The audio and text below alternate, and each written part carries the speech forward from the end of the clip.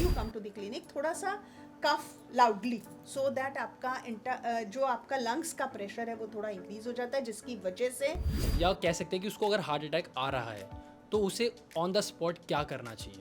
ये आजकल बहुत चलन में भी है कि मतलब सुट्टा जला लेते हैं और उसको पीने से आप if you don't mind caffeine कितने mg तक एक दिन में हम ले सकते हैं। तो मैम हार्ट हेल्थ को अच्छा रखने के लिए क्या ये ज़रूरी है कि फीका खाना खाना है या फिर लाइफ एंजॉय नहीं करनी है। तो अभी हमने जैसे बात करी स्ट्रेस की, ठीक है, स्ट्रेस जो है बहुत मल्टीपल रीजंस की वजह से होता है और kind of lack of sleep भी एक उसका रीज़न है, ठीक है।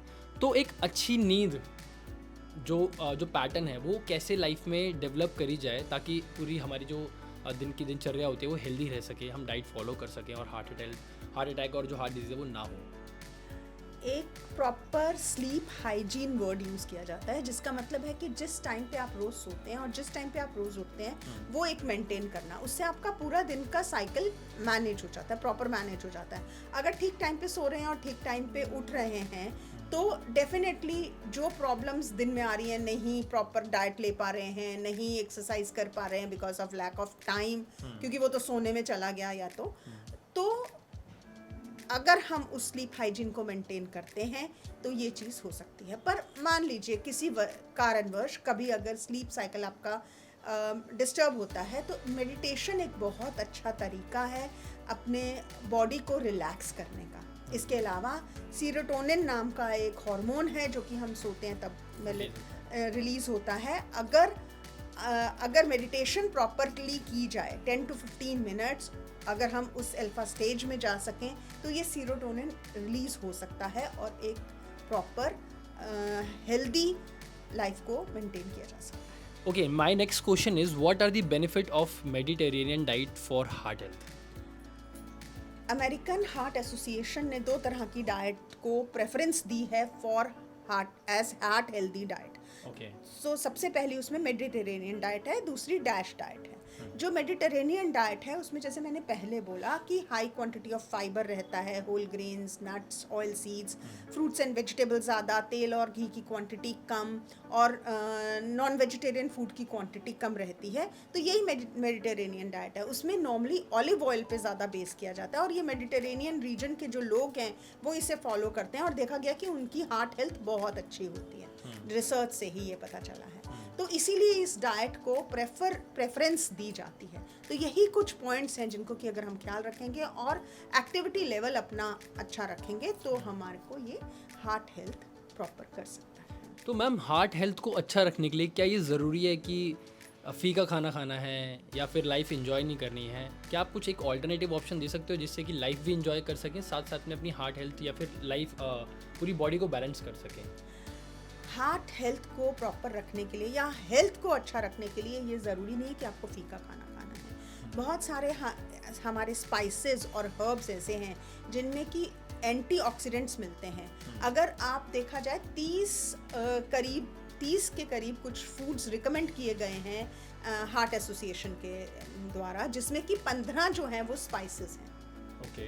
तो हम जो स्पाइसेस और हर्ब्स अपने खाने में खासकर इंडियंस यूज करते हैं, करी पाउडर, हल्दी, इवन रेड पेपर्स, ये सारी चीज़ें, क्लव्स, जिंजर, गार्लिक, ये सब हार्ट हेल्दी हैं।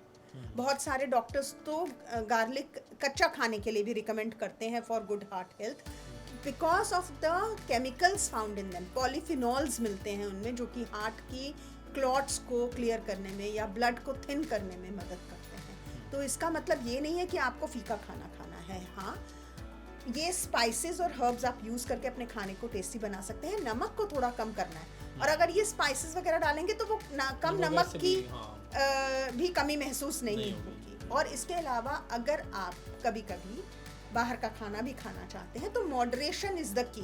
Do not feast, do not fast. वैसे तो ये क्वेश्चन डॉक्टर का होना चाहिए, बट क्योंकि आपको इतना एक्सपीरियंस है और आपने इतने केसेस देखे हुए हैं तो ये लिखा नहीं है मैंने, बाय द वे, ये मैं अपने मन से ही पूछ रहा हूँ। किसी को अगर सिम्टम्स हो रहे हैं या उसको चेस्ट पेन हो रहा है, ठीक है, और उसे लग रहा है कि हाँ आज ये नॉर्मल तो नहीं है, तो या कह सकते हैं कि उसको अगर हार्ट अटैक आ रहा है तो उसे ऑन द स्पॉट क्या करना चाहिए? देखो, बहुत बारी हमारे पास जब पेशेंट्स आते हैं with thinking that it is a heart attack, it can be heartburn also. So this is one very important thing. अगर किसी ने बहुत ज़्यादा तेज़ खाना खाया है या बहुत फीस्टिंग की है तो उसके बाद अगर प्रॉब्लम हो रही है तो it could be heartburn. But I am not saying कि आप उसे इग्नोर करें. अगर आपको कभी भी कुछ लग रहा है, please immediately visit the doctor. और एक जो चीज़ डॉक्टर्स रिकमेंड करते हैं before you come to the clinic, थोड़ा सा कफ लाउडली, सो दैट आपका जो आपका लंग्स का प्रेशर है वो थोड़ा इंक्रीज हो जाता है, जिसकी वजह से आपके हार्ट को सर्कुलेशन इम्प्रूव हो जाती है. तो आप 3-4 बारी अच्छे से खांस लें. इवन ज़्यादा बारी भी खांस सकते हैं, उसमें कोई प्रॉब्लम नहीं है. But visit the doctor immediately. Right after आप चले जाओ, लेकिन आप पहले से भी ट्राई कर सकते Try हो. कर आई थिंक इसको करने में कोई हार्म भी नहीं कोई है. हार्म भी नहीं है. और and it has been found to be helpful, क्योंकि कई बार हम ये ICCUs होते हैं, उनमें भी ये चीज़ कई बार ICCU तो सुना मैंने. ICCU means intensive coronary care unit. Coronary means heart care unit. Okay, so this is the last question of this episode. Stress की बात हो ही रही थी, और क्योंकि लाइफ में इतना स्ट्रेस है लोगों के, ये आजकल बहुत चलन में भी है कि मतलब सुट्टा जला लेते हैं, और उसको पीने से I don't know for a while ऐसा लगता है कि हाँ चलो सब ठीक है, रिलीफ मिलता है. बट क्या आपको लगता है ये सोल्यूशन है, और ये किस तरीके से आपकी हार्ट हेल्थ को इम्पैक्ट कर सकता है? ना केवल स्मोकिंग बट एल्कोहलिज्म, ये दोनों चीज़ें, इनमें कुछ ऐसे केमिकल्स हैं जैसे निकोटीन है, इथेनॉल है. ये जो है for the time being feeling of relaxation देते हैं. इसके साथ साथ हाई क्वांटिटी ऑफ कैफीन, चाय, कैफीन मतलब कॉफ़ी पीते हैं या चाय पीते हैं, या इवन कोल्ड ड्रिंक्स हम ज़्यादा क्वांटिटी में पीते हैं, तो ये आप if you don't mind, caffeine कितने mg तक एक दिन में हम ले सकते हैं? रिकमेंडेड डोजेज जो हैं बिटवीन 300-400 mg हैं. अगर उससे कम लेते हैं तो वो ज़्यादा बेहतर रहेगा आपकी हार्ट हेल्थ और ओवरऑल हेल्थ के लिए. अब हम वापस आते हैं उस क्वेश्चन पे जो हम स्मोकिंग और एल्कोहलिज्म की कर रहे थे. तो ये जो है अल्टीमेटली नर्व्स को नेगेटिवली, ब्लड वेसल्स को नेगेटिवली इफेक्ट करते हैं, जिसकी वजह से हाइपरटेंशन होने के चांसेस रहते हैं, एक्स्ट्रा कोलेस्ट्रॉल जमा होने के चांसेस रहते हैं, और क्लॉट्स बनने के चांसेस रहते हैं. तो जिससे कि हार्ट हेल्थ नेगेटिवली इफेक्ट होती है. उसके अलावा ऑक्सीडेशन ज़्यादा होती है जब स्मोक करते हैं, तो ब्लड वेसल्स के अंदर ऑक्सीडेशन, बर्निंग सेंसेशन ज़्यादा बढ़ती है, जिसकी वजह से हार्ट हेल्थ ख़राब होने के चांसेस होते हैं. Thank you so much ma'am. I think जो क्वेश्चन के जवाब आपने दिए हैं, अगर वो हम फॉलो कर लेंगे तो कहीं ना कहीं हम और 5-6 साल जिंदा रह लेंगे. Not only heart health but overall health के लिए भी ये चीज़ें अच्छी हैं. और अगर कोई स्मोकिंग कर रहा है for a long period of time also, cessation of smoking has been proven to improve your life span. मतलब अगर आप आज छोड़ते हो तो 3 महीने के बाद आपने 5 साल की ज़िंदगी ऐड कर ली है. Wow, seriously. इवन अगर ओकेजनल स्मोकिंग है तो वो भी रोकनी चाहिए, because it is really negatively affecting the health. Already environment में बहुत पोल्यूशन है. सच बात है. सो आई थिंक यही मेरे कुछ क्वेश्चन थे और आपने जवाब दिया. Thank you so much for your time. And आपके व्यूअर्स हैं, थैंक यू नीरज.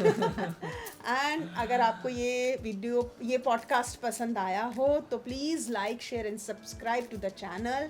एंड ज़्यादा से ज़्यादा कमेंट्स करके बताएं कि और किस टॉपिक पे हम पॉडकास्ट कर सकते हैं या वीडियोस बना सकते हैं. Thank you so much. We'll see you in next video. Bye.